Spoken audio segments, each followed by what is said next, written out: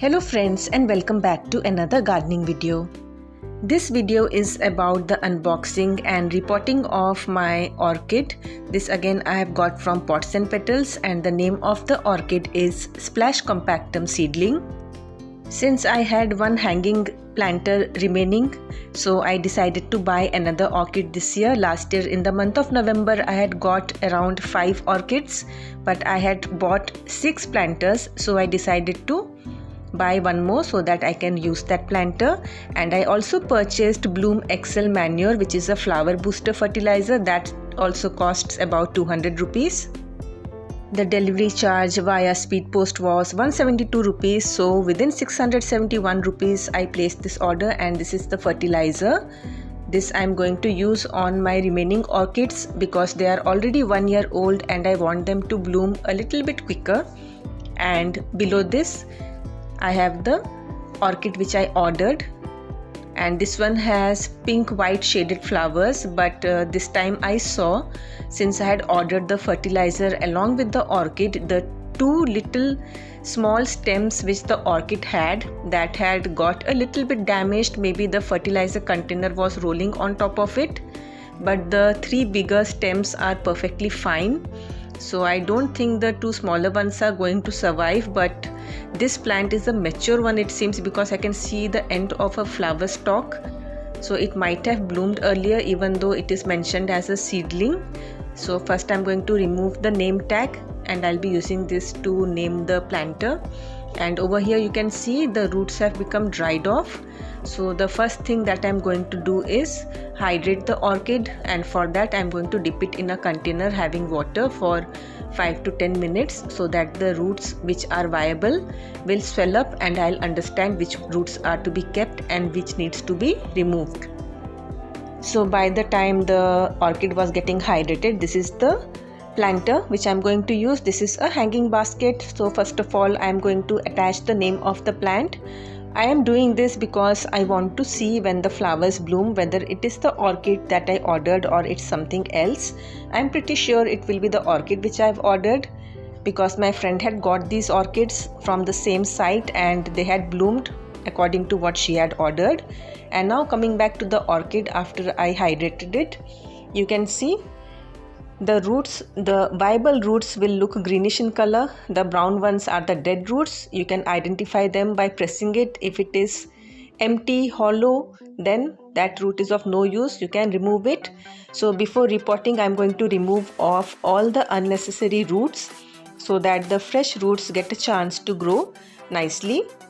Make sure that the cutting tool that you are using is sterilized. You can rub it with alcohol and then you can use it so that there is no infection through the cutting tool. And in this manner I am removing all the dead roots.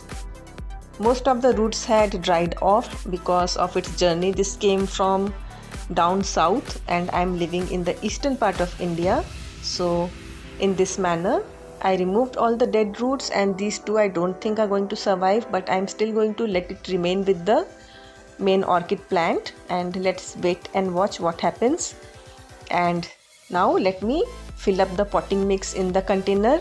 If you'd like to know how I created this DIY potting mix, you can check out the video. I'll put it in the description or I'll give it as the I button. So in this manner I'm going to put a little bit of potting mix on the lower part of the container, and then I'm going to place the orchid roughly in the middle of the container because this is a hanging planter. So I don't want the orchid on the side as it might get entangled with the chain of the planter. So once the base is done, I'll pick up the orchid and I'll carefully place it on the center of the pot, and then I'm going to add some more potting mix all around the orchid. And basically I'm trying to put the coconut husk all around because the plant is a little bit damaged and the coconut husk is the main thing which is going to give it nutrition. So that I've placed all around, and then I'm going to put the remaining of the potting mix all around, and lightly I'm going to press it down so that the plant is stable. And once this step is done, the next step that I need to do is make sure that the potting mix is hydrated enough because this plant is not having much roots and moisture is needed for it to grow out roots. So for this I'm going to take a container, fill it with water and I'm going to dip the planter inside that container and leave it like that for at least 5 to 10 minutes or even up to 15 minutes. And I'm also adding a little bit of water on top of the potting mix, and in this manner I'm making sure that the potting mix gets nicely hydrated. 10 minutes is more than enough for the potting mix to absorb the moisture from the lower part of the container. And I'm also going to spray the plant with some water because it seemed a little bit dehydrated after its long journey. So in this manner I prepared the plant, and once the time was up, I removed the planter from the water and I hung it up to dry. And then this is how it's going to look the next morning. So this is how it's looking nice and fresh, but one leaf is a little bit damaged, but it's okay. And these are my rest of the orchids. These I had got last November, so these are going to be 1 year old in my house, and hopefully by next year these should start blooming. They have given out new shoots. They have in fact given out 2 new shoots within this 1 year. These are the latest new shoots which have come out, and each of the orchid has given out 2 new shoots, and this is the smallest shoot which is coming out now. And this is my latest orchid, so I'm going to again spray water to all these orchids. Spraying water helps keep the leaves clean, and it also hydrates the orchid because it's been a little bit hot even now, and the potting mix is getting dried up a little bit quicker.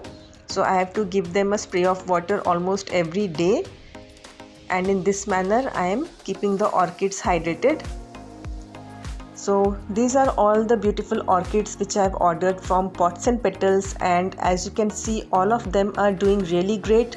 So even though this time the orchid branch was a little bit broken, but I'm pretty sure the remaining of the orchid is going to do really great, and it's going to give off new shoots soon enough because they give good quality orchids which have all survived, and this is the live example.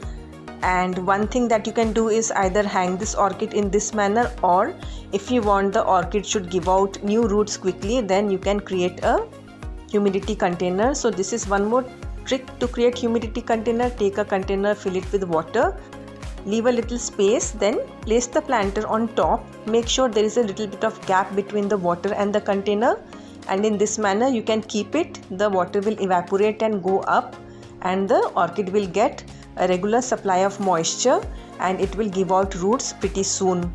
In fact, I have created many kinds of humidity containers especially for the winter season. You can check out that video also. I'll put that also as the I button. And this is all I have for you today. I hope you enjoyed watching this video, and I hope you found this video useful, and thanks for watching.